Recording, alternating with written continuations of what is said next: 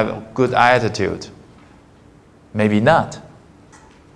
Okay, but I assume that you already have a person who take my class. I assume you have you genuinely want to improve. Number 2 is what? The time. The time.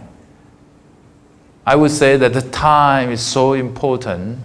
It doesn't have to be a long time, but every day, a little time, a little time, a little time. So important. And you do it for a long, long while. I know some of you are 大三, junior, some are 大四, busy for applying the graduate school. So what?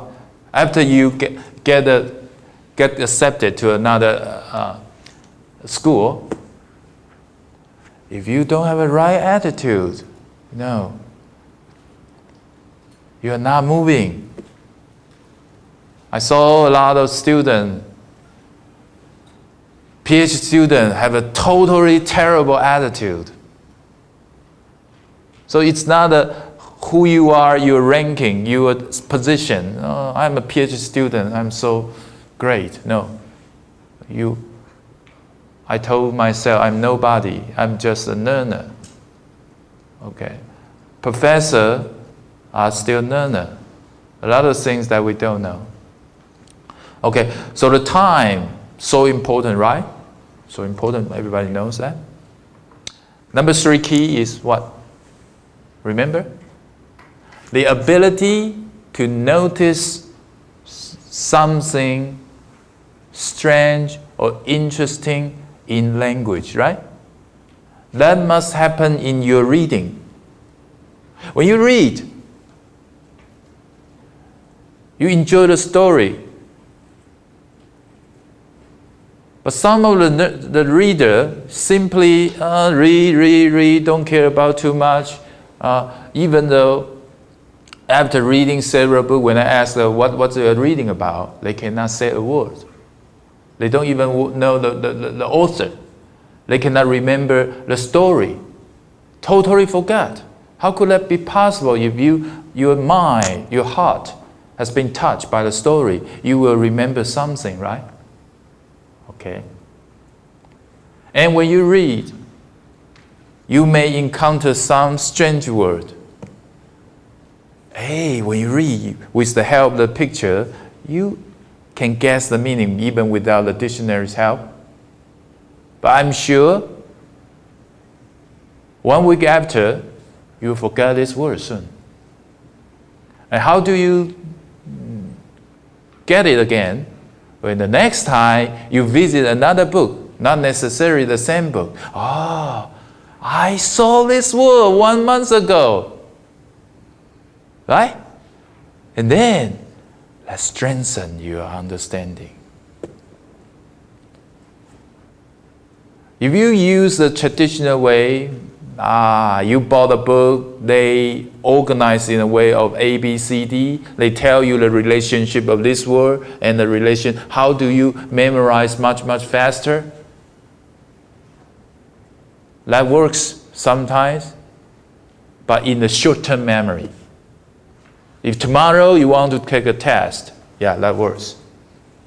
But I'm sure that 1 year you will totally forget that kind of words. Because those words, without feeling, associate with it. What does that mean? You learn a word, maybe those words, the book gives you some examples. The examples is not as strong as you read a beautiful story in a book. When you read a book, that's a feeling, story, strongly associated with the world. And that kind of experience, you'll never forget that word. Okay?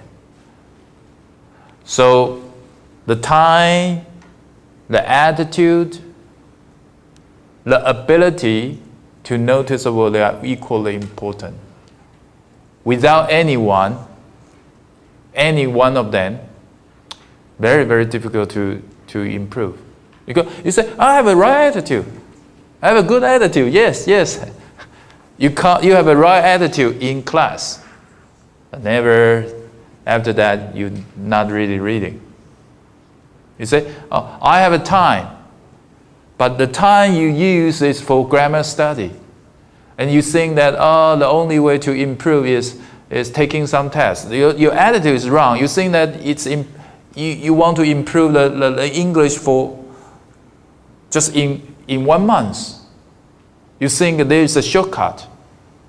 But every day you spend 8 hours in study. You have the time, but it's a short time. But the attitude is totally wrong, right? Doesn't work. We've been experiencing that for junior high English, high school English, college English 101, 大一英文. Are there any classes that you think that is good for you?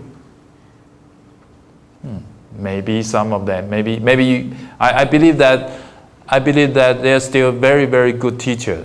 In my life, I have a very, very good high school teacher that helped me a lot. So I'm not saying that the teacher is bad. No, it's our education system. The concept of the language learning is some kind of wrong. It's not match the way we pick up native language. But actually, I find that even in the foreign language environment, if you use the right method, just now I want you to do that, your level of the language proficiency, I'm sure if you do that, your level can be higher than your professor. So today I share with you the Kaizen. And later on,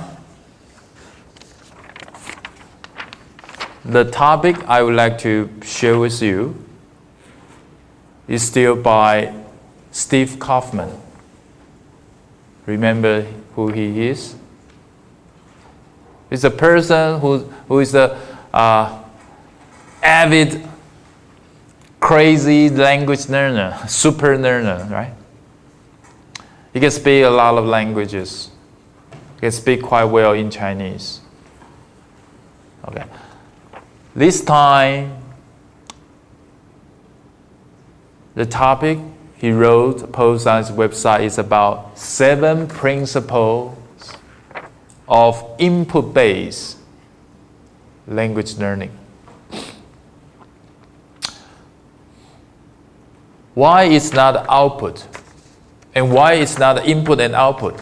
Input and output means a conversation, right? When you converse with people, you say something and people say something to you. If you have been in my class, another class, you know the reason. It is input that matters. And when we output, we invite more input. So it improves because of input, not because you're trying to speak something. If you know this secret, I guarantee your success. Your success, you'll be very successful. You'll succeed very, very soon. But how to use the input base in the right way? For example, just listening, just reading. We know that partly is true, it's okay. But if you read something too difficult, listen to something that you totally confused, does that really help? No, right? You ask a young student to listen to ICRT, it's terrible, right? It's better if you ask them to watch Sesame Street. Sesame Street is 芝麻街. Oh, there's a small